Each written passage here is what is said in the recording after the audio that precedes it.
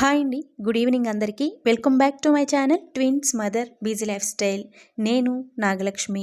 ఈరోజు వీడియోలో extreme hair fall సమస్యతో బాధపడుతున్న వారు ఆనియన్ని హెయిర్ గ్రోత్కి ఏ విధంగా ఉపయోగించుకోవాలో చూపిస్తానండి. ఆనియన్ జ్యూస్ అలాగే ఆనియన్ హెయిర్ ఆయిల్ని ఏ విధంగా తయారు చేసుకోవాలి, హెయిర్కి ఏ విధంగా అప్లై చేయాలి, బెనిఫిట్స్ ఏంటి అనేది ఈరోజు వీడియోలో చెప్తాను. వీడియోని లాస్ట్ వరకు స్కిప్ చేయకుండా చూడండి ఫ్రెండ్స్. ఈ వీడియో మీ అందరికీ కూడా చాలా యూజ్ అవుతుంది. అలాగే వీడియో చూస్తున్న ప్రతి ఒక్కరు వీడియోని లైక్ చేయడం కూడా అస్సలు మర్చిపోవద్దు. ఇప్పుడైతే లేట్ చేయకుండా వీడియోని స్టార్ట్ చేసేద్దాం. ఆనియన్ జ్యూస్ మన హెయిర్ గ్రోత్కి ఉపయోగపడుతుందా అని మనలో చాలా మందికి ఒక డౌట్ ఉంటుంది కదండి.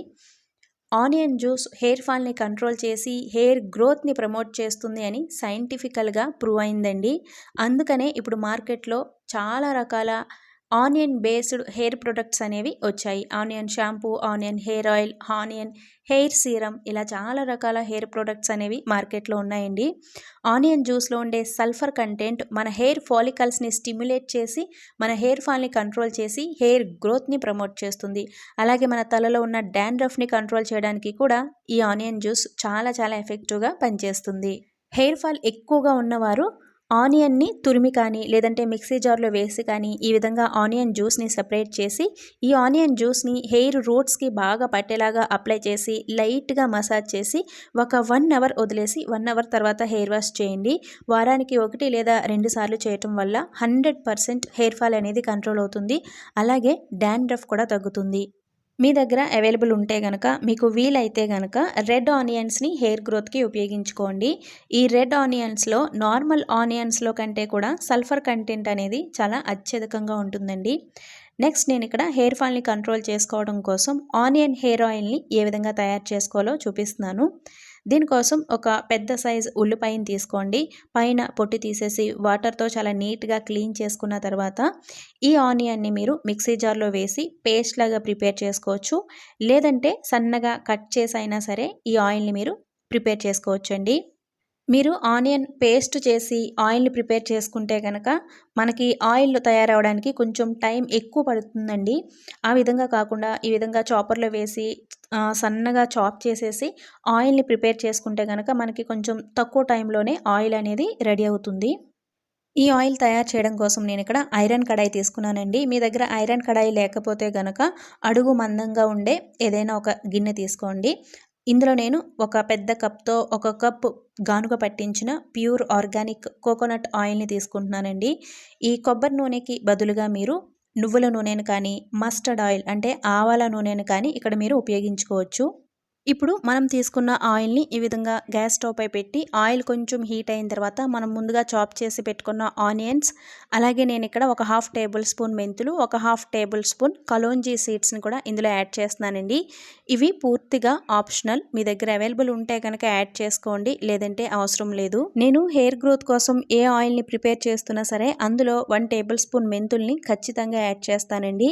మెంతుల్లో ఉండే అనేక రకాల vitamins, minerals, anti fungal properties మనకున్న అనేక రకాల హెయిర్ ప్రాబ్లమ్స్ని కంట్రోల్ చేయడానికి చాలా ఎఫెక్టివ్గా పనిచేస్తాయి. నెక్స్ట్ ఇందులో నేను యాడ్ చేసిన ఈ కలోంజీ సీడ్స్ని black seeds, nigella seeds, onion seeds అని కూడా అంటారండి. తెలుగులో ఉల్లి గింజలు అంటారు. వీటిని మనం చాలా రకాలుగా మన హెయిర్ గ్రోత్కి ఉపయోగించుకోవచ్చండి. ఈ బ్లాక్ సీడ్స్ని ఉపయోగించి మనం బ్లాక్ హెయిర్ ఆయిల్ని ప్రిపేర్ చేసుకోవచ్చు. అలాగే హెయిర్ ప్యాక్ని కూడా ప్రిపేర్ చేసుకోవచ్చు అండి. రెగ్యులర్గా యూస్ చేయటం వల్ల హెయిర్ ఫాల్ కంట్రోల్ అవుతుంది, డాండ్రఫ్ తగ్గుతుంది. అలాగే చిన్న వయసులో వచ్చే తెల్ల జుట్టు సమస్యను కూడా మనం నివారించుకోవచ్చు. ఈ బ్లాక్ సీడ్స్ మనకి దగ్గరలోని ఆయుర్వేదిక్ షాప్స్లో, చిన్న కిరాణా స్టోర్స్లో కూడా ఇప్పుడు అవైలబుల్ ఉంటున్నాయండి. లేదంటే ఆన్లైన్లో కూడా ఇవి మనకి అవైలబుల్ ఉంటాయి.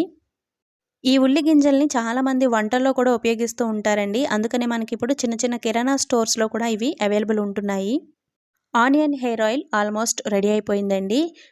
లో ఫ్లేమ్లో పెట్టుకొని మధ్యలో తిప్పుతూ మనం వేసిన ఆనియన్స్ ఈ విధంగా బ్రౌన్ కలర్లోకి వచ్చే వరకు ఆయిల్ని మనం హీట్ చేసుకోవాలి.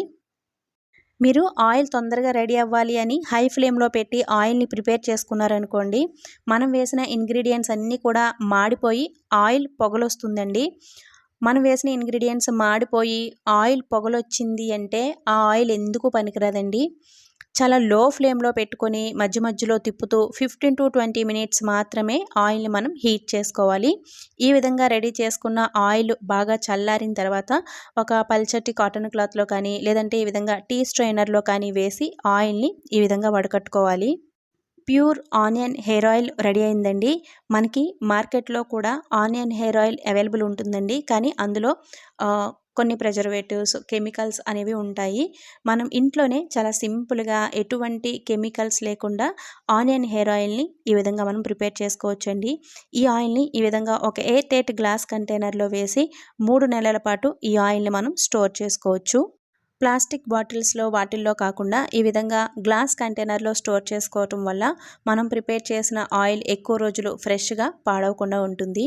ఈ ఆయిల్ని మీరు రెగ్యులర్గా హెయిర్కి ఆయిల్ని ఏ విధంగా అయితే యూస్ చేసుకుంటారో అదే విధంగా యూస్ చేసుకోవచ్చండి. ఈ ఆనియన్ ఆయిల్ని మీరు ఎప్పుడు హెయిర్కి అప్లై చేసుకుంటున్నా సరే డబుల్ బాయిలింగ్ మెథడ్లో గోరువెచ్చగా చేసి ఆ గోరువెచ్చటి ఆయిల్ని హెయిర్కి అప్లై చేయండి. ఈ ఆయిల్ అనే కాదండి, మీరు హెయిర్కి ఎప్పుడు ఆయిల్ అప్లై చేసుకుంటున్నా సరే, ఏ ఆయిల్ అప్లై చేస్తున్నా సరే ఆ ఆయిల్ని గోరువెచ్చగా చేసి హెయిర్కి అప్లై చేయటం వల్ల మన తలలో బ్లడ్ సర్క్యులేషన్ ఇంక్రీజ్ అయ్యి మన జుట్టు కుదుళ్ళు బలంగా తయారయ్యి హెయిర్ ఫాల్ అనేది కంట్రోల్ అవుతుందండి. ఈ ఆనియన్ హెయిర్ ఆయిల్ని ఫస్ట్ ఈ విధంగా కాటన్ సహాయంతో హెయిర్ రూట్స్కి బాగా పట్టేలాగా అప్లై చేసుకోండి. తర్వాత హెయిర్ మొత్తం కూడా ఆయిల్ అప్లై చేసి లైట్గా మసాజ్ చేసి ఓవర్ నైట్ వదిలేసి next day morning hair wash చేయండి. చాలామంది అడుగుతారు, ఓవర్ నైట్ వదిలేసి నెక్స్ట్ డే మార్నింగే హెయిర్ వాష్ చేయాలా, 2-3 డేస్ ఉంచుకుంటే ఏమవుతుంది అని అడుగుతున్నారండి. ఆయిల్ అప్లై చేసిన తర్వాత మీరు 2-3 డేస్ ఉంచుకుంటే కనుక మీకు స్కాల్ప్ చాలా ఆయిలీగా తయారయ్యి డాండ్రఫ్ వచ్చే అవకాశం ఉంది. చాలా రకాల స్కాల్ప్ ఇన్ఫెక్షన్స్ కూడా వచ్చే అవకాశం ఉందండి. మనం ఆయిల్ అప్లై చేసుకున్న తర్వాత ఓవర్ నైట్ వదిలేసి నెక్స్ట్ డే మార్నింగే హెయిర్ వాష్ చేస్తే మన స్కాల్ప్ చాలా హెల్తీగా ఉంటుందండి. హెయిర్ గ్రోత్ కూడా హెల్తీగా ఉంటుంది. మనం వారానికి 2 సార్లు ఈ విధంగా హెయిర్ మొత్తం ఆయిల్ అప్లై చేసుకోవాలండి. అలాగే వారానికి 2 సార్లు హెడ్ బాత్ చేయాలి. అప్పుడే మన స్కాల్ప్ హెల్తీగా ఉంటుంది, హెయిర్ గ్రోత్ కూడా హెల్తీగా ఉంటుంది. నన్ను కామెంట్స్లో కొంతమంది అడుగుతూ ఉంటారండి, ఆనియన్ జ్యూస్ని చిన్నపిల్లల హెయిర్ పైన అప్లై చేయొచ్చా అని. ఆనియన్ జ్యూస్ని చిన్నపిల్లల హెయిర్ పైన అస్సలు యూస్ చేయొద్దండి. కొంతమంది పెద్దవాళ్ళకే సెన్సిటివ్ స్కిన్ ఉన్న వాళ్ళకి ఆనియన్ జ్యూస్ పడదండి. పిల్లల స్కిన్ చాలా సెన్సిటివ్గా ఉంటుంది. పిల్లల హెయిర్ పైన ఆనియన్ జ్యూస్ని అస్సలు యూస్ చేయొద్దు. అలాగే ఇటువంటి హోమ్ మేడ్ హెయిర్ ఆయిల్స్ని మీరు ఫస్ట్ టైం ప్రిపేర్ చేసుకుంటున్నట్లయితే చాలా తక్కువ క్వాంటిటీలో ప్రిపేర్ చేసుకుని యూస్ చేసి చూడండి. మీకు 2-3 టైమ్స్ యూస్ చేస్తే రిజల్ట్ తెలుస్తుంది కదండి, మీ హెయిర్ ఫాల్ అవి కంట్రోల్ అయ్యాయి అని మీకు అనిపిస్తే కనుక నెక్స్ట్ టైం ప్రిపేర్ చేసుకున్నప్పుడు ఎక్కువ క్వాంటిటీలో ప్రిపేర్ చేసుకుని స్టోర్ చేసుకుని యూస్ చేసుకోండి. సో ఇది ఫ్రెండ్స్ ఈరోజు వీడియో. ఈ వీడియో నేను ఇచ్చిన ఇన్ఫర్మేషన్ మీ అందరికీ యూజ్ అవుతుందనే అనుకుంటున్నాను.